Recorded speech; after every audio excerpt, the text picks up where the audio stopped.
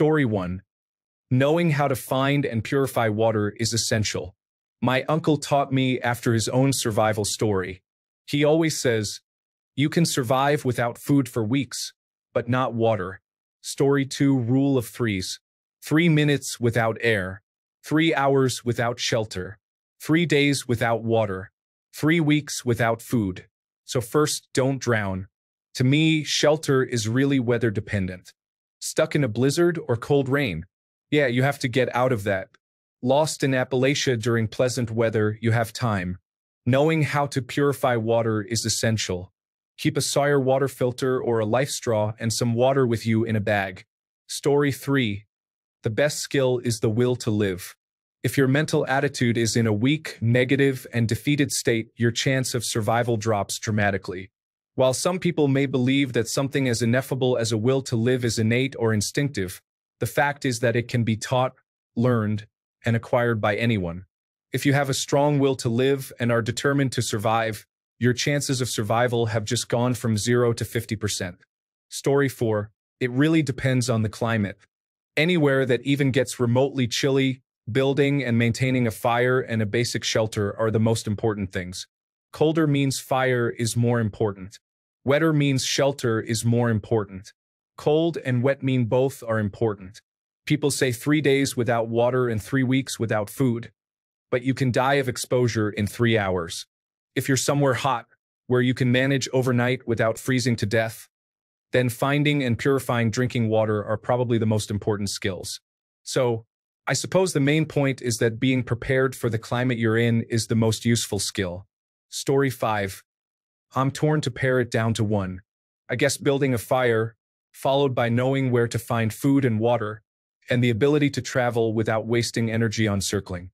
There's more, but those are at the top of my list. Knowledge of first aid and basic survival medicine deserves at least a mention.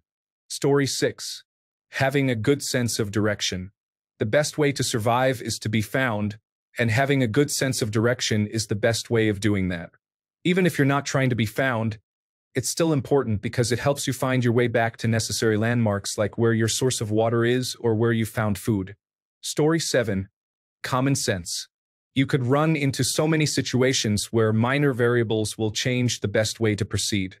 Being able to stop and think to come up with reasonable responses will be a bigger advantage than any actual individual skill. Story 8. The best survival skill is being prepared when you go out into the woods.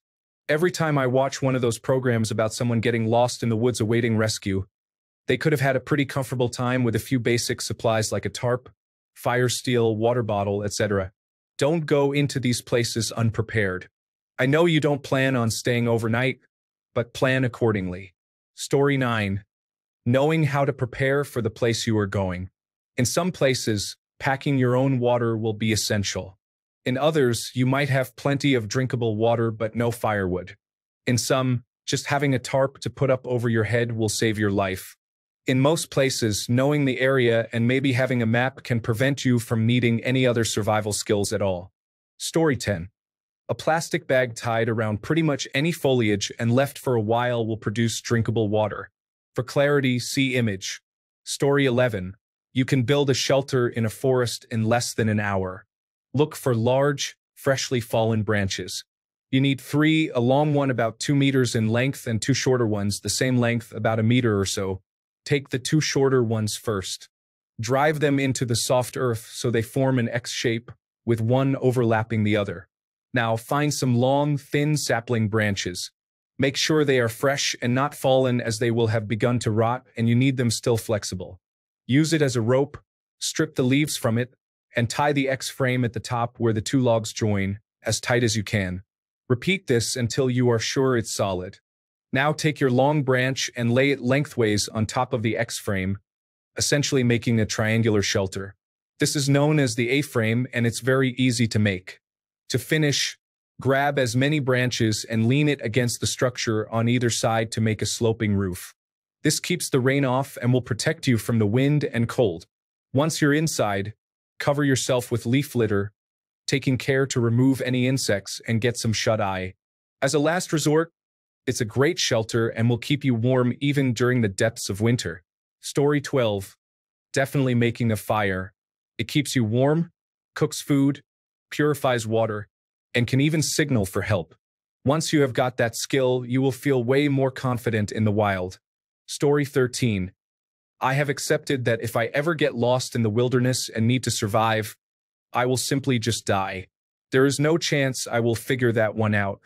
Story 14. After watching dozens of survivalist videos, you immediately need water that will not give you a parasite or diarrhea.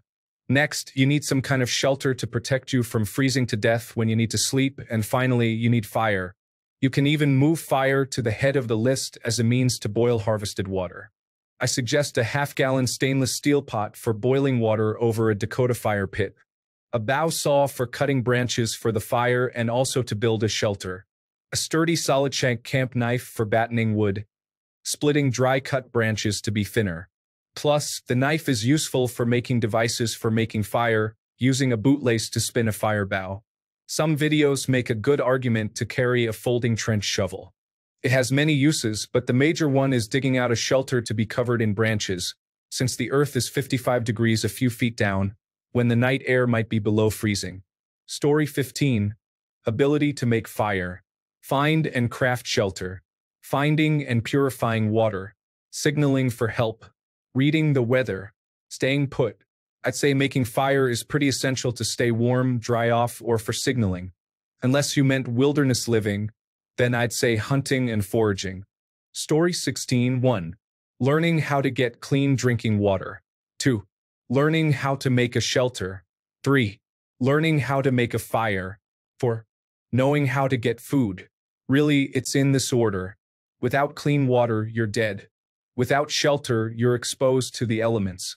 Without fire, you cannot boil water, cook food, keep warm, or keep animals away. Without food, you'll starve. Story 17. You've got to keep in mind the rule of threes. 3 seconds without thinking. 3 minutes without air. 3 hours without shelter in inclement weather. 3 days without water. 3 weeks without food. The most useful skill then is just the ability to remain calm and think clearly. If you panic and start running around desperately looking for a road or a town, then you're likely to break your leg or run off the side of a cliff. Read Cody London's books. The illustrations are a bit dated, but the advice is pure gold. Story 18. I saw an interview with a wilderness recovery expert. He said small children often have better recovery chances because they listen to their bodies. They get thirsty, they drink. They get tired, they sleep. They get cold, they bury themselves in leaves to warm up. Adults will often just keep walking until they die. Story 19. Being able to start a fire is literally life-saving. Found a good water source? You can't drink it until you boil it. Is it cold outside? Fire will keep you warm. Great, you snared a squirrel. Do you have a fire ready for roasting? It's also a useful way to signal for a rescue. Charcoal can be used as toothpaste, and it can be eaten in moderation to relieve intestinal issues. Smoke deters mosquitoes. Story 20. Planning ahead. Yes, you can make a shelter using fallen branches and no tools. Yes, you can build a fire using a bow drill, which is very hard to make without access to an edge tool. Yes, you can catch, trap, or forage food. Yes, you can find safe drinking water. And yes, you should practice these skills to be proficient at them if you spend a lot of time in the wilderness. But it's way easier to survive if you plan ahead. I'd rather sleep under a watertight tarp, warmed by a fire I easily started with a lighter, while I eat a warm meal ready to eat and drink purified water, knowing I'm eventually going to be rescued because I told my wife where I was going and when I'll be back. Planning ahead can turn a surprise wilderness survival situation into a surprise reasonably comfortable camping trip. Story 21. Knowing how to avoid getting stuck in the wilderness is crucial. Jokes aside, it is essential to know how to find water in any environment. Most healthy adults can survive 2 to 3 weeks without food. However, you have 2 to 3 days at most without water, and even less in some environments. If they cannot find you in 3 weeks, you are likely not going to survive. But if you cannot stay alive for 3 days, they might not have the opportunity to find you. Story 22. Don't panic and make tea. Seriously though, if you are able to make tea, you are probably going to be all right, as it means you have the ability to heat water and brew tea. This has the added effect of being calming and giving yourself time to fully assess the situation. It's been mentioned here several times, but the rule of threes is a pretty good generalization of priorities when lost. Story 23. An understanding of where you are and how you got there. Followed closely by physical fitness, there are very few places you can't walk out of in less than a day if you are uninjured, have clothing and water. Story 24. Unless you have to, stay put where you are. If you must move to a different place, mark the directions, like making arrows on the trees or ground on where you are going. This can help rescuers know where to look for you. You can also use this to backtrack to your original place. Story 25. Having gone through a wilderness rehabilitation program for my drug addiction, I can say the most useful skill I learned was bow drilling. Being able to start a fire with tree branches and wood is an essential skill. Story 26. Finding and purifying water often means the ability to start a fire. You can live without food for weeks. Without water, you will die in 3 days and be unable to do much of anything after 1 day. It's more important even than avoiding hypothermia or hyperthermia. In an emergency, you can drink any water, but you may end up compounding your problems if the water makes you sick. You need to find a water source and then ensure it's safe to drink, either by recognizing the kind of source it is, moving stream, stagnant pond, pooled recent rain, and or by chemically treating it using a life straw or boiling it. For those, you need to be properly equipped. Sort water first. Story 27. Rule of threes. You can survive 3 minutes without oxygen, 3 hours without warmth, 3 days without water, and 3 weeks without food. Makes your priorities pretty easy. Story 28. Being prepared. Not to emphasize too much on the theme of always being ready, but the most effective way to survive in the wilderness is by being prepared for any eventuality. Know your emergency plans, have an emergency kit packed and practiced, understand what your risks are, and how to address them before the emergency occurs. Many people discuss the importance of water, food, shelter, or remaining calm, but truly the best approach is to be prepared and know how to navigate out of the situation. Would you rather learn to swim in a shallow pool or while you're drowning? Story 29. The most useful survival skill in the wild is undoubtedly the ability to start a fire. A fire not only provides warmth in cold conditions, but also allows you to cook food, purify water, signal for help, and scare away wild animals. Knowing how to start a fire in different weather conditions is essential to ensure your well-being in survival situations. Story 30. An understanding of what the body needs. It's important to know the baseline to survive, as well as what will give you the most energy to move if the situation calls for you to move. Story 31. For simple water purification, filter water through cloth layers into a container. If you have a clear bottle or container, use that. Leave it in the sun for about a day. Ultraviolet rays will kill anything in it, even giardia. Pour off the clear parts and discard the dregs. Story 32. Keeping your calm while knowing how to protect and defend yourself is important. Wild nature is wild for a reason. Knowing basic survival skills like starting a fire also helps. Story 33. Adaptability and resilience. There is no one perfect plan, and inevitably something will go wrong, so how well can you make a plan B and put that in place? Story 34. Understanding weather. I'm on the subreddits for Appalachian Trail and such, and so many people don't understand forecasting and how terrain and elevation play such a huge role in weather and temperatures. They check a weather report for a town 20 miles away that's 4,000 feet lower in elevation, and it's partly cloudy and 50 degrees Fahrenheit. Then they get to the trail and it's 31 degrees Fahrenheit and half a foot of snow is coming down and they get stuck. Story 35. This question and the replies to my comments sparked my curiosity.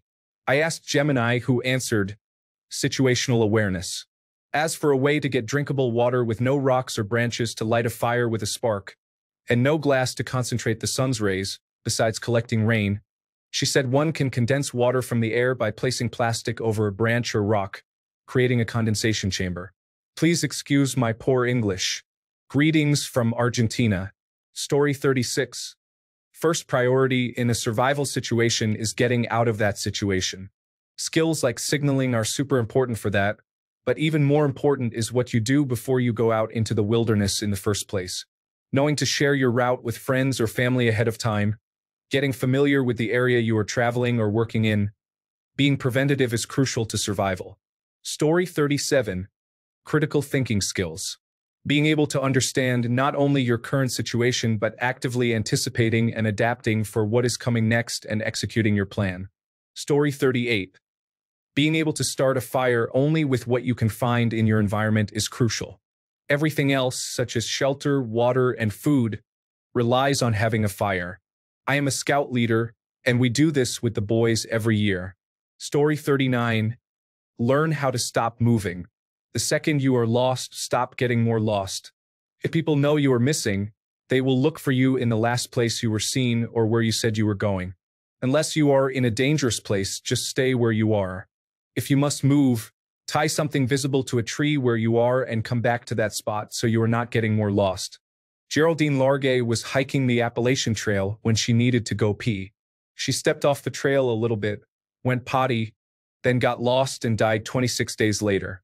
Her body and her journal were found 2 years later.